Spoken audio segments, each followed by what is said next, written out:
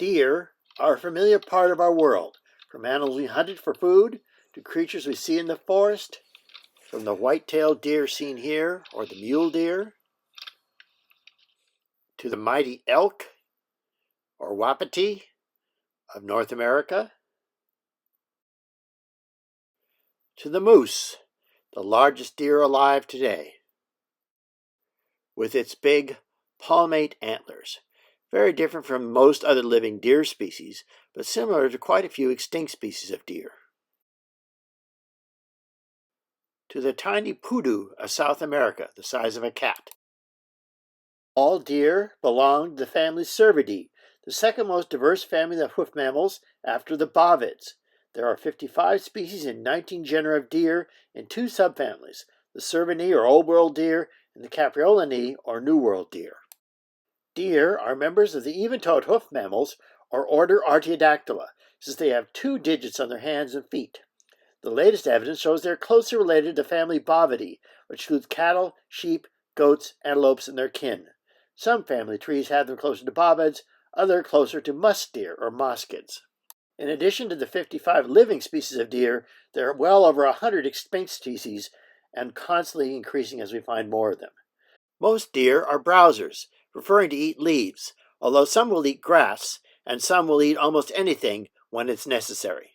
Most deer live in dense brush and are good leapers, although not necessarily the fastest sprinters when they're in the open. Unlike bovids, whose horns have a bony core covered by a sheath of keratin, or ossicones of giraffes, which have a bony core covered by skin, deer are defined by the males having antlers made of bone, which are shed every year. In the spring, bucks begin to grow their antlers, which are covered by a fuzzy layer of skin called velvet, full of blood vessels to aid in the incredibly fast growth of the bone beneath it. In the fall, when the antlers reach full size, the velvet is shed. The antlers are ready for use in battles with other bucks over the right to breed with the does.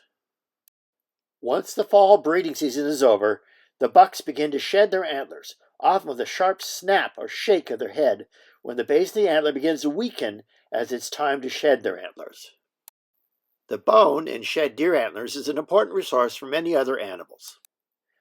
Antlers grow extremely fast, similar to the rate that cancer cells grow.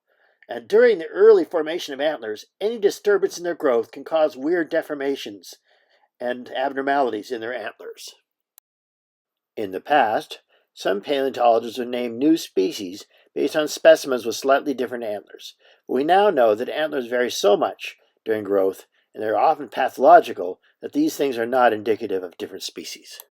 Some of them can grow enormous, like these record set of moose antlers at the University of California Museum of Vertebrate Zoology. Thanks to those antlers and their other bones, the deer have an excellent fossil record. Even more impressive is the enormous range of variation of deer antlers, some of which are truly bizarre. We have an excellent fossil record of deer going all the way back to at least 25 million years ago. The oldest known fossil deer is Procervulus, from beds in Europe around 25 million years old. It had a single long shaft in the antler with 2 small tines.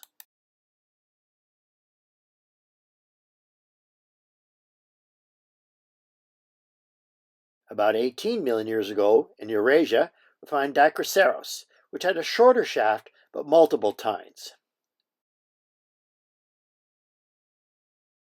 Paradichroceros had 4 equal tines at the end of each shaft.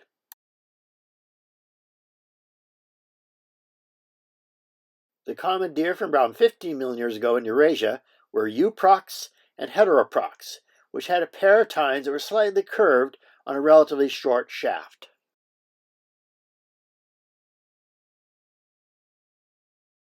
The most spectacular deer of all, however, came from the ice ages of Eurasia, which had truly remarkable antlers. The best known of these was the misnamed Irish elk, more properly the giant deer Megaloceros giganteus. Although they were first found in Ireland, they occurred all across northern Eurasia during the ice ages. And they're not an elk in the way we mean the word in North America. Back when they were first described, the European moose was called an elk before it went extinct in Great Britain. So when the English explorers saw the American wapiti or Cervus canadensis, they called it elk for lack of a better name. The giant deer was almost 7 feet tall at the shoulders, weighed up to 1,500 pounds, and was the heaviest known deer. It probably outweighed the moose. Its antlers reached up to 12 feet across, weighing over 90 pounds, and the bucks had to regrow these every spring. In spite of its moose-like antlers, the giant deer is not related to the moose at all, but to the living fallow deer, Dama dama, found in Eurasia, one of the few living deer with palmate antlers like the moose and the giant deer. Another spectacular relative of the giant deer was Cynomegalosaurus, from the Ice Age beds in China, which has spectacular antlers, a huge flat plate in the front.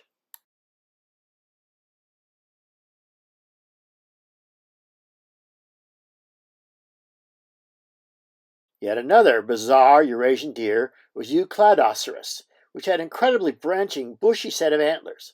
Although it is extinct, it is reminiscent of the living Paradavid's deer, which was nearly hunted to extinction in its native China, but saved in a series of deer parks in Europe.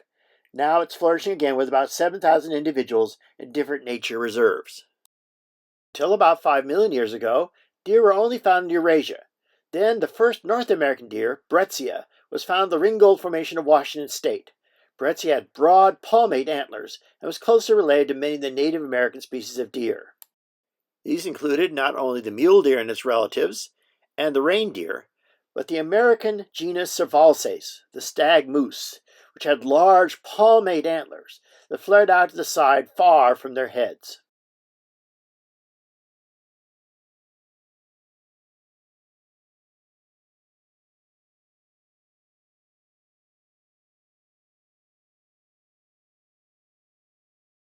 Finally, about 3.5 million years ago, deer crossed the Panama Land Bridge where they evolved into the radiation of native South American deer, including the tiny pudu, the brocket deer, the marsh deer, the pampas deer, and the Andean mountain deer Huemul, Hippocamelus, all of which are in the same group with the American white-tailed deer, mule deer, and reindeer.